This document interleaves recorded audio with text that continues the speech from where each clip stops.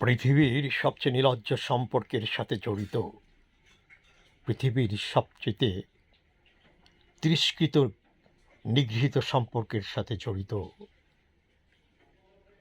যেখানে নেই কোনো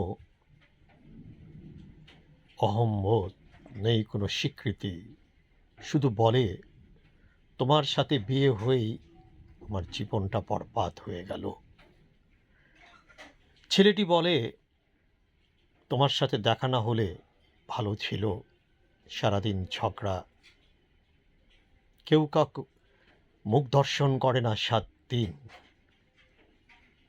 তারপর একই খাটে একই বিছানায় বছরের পর বছর। পিতামাতাকে ছেড়েছি সেই কবে, বিছানা ত্যাগ করে সন্তানও বড় হয়ে চলে গেছে।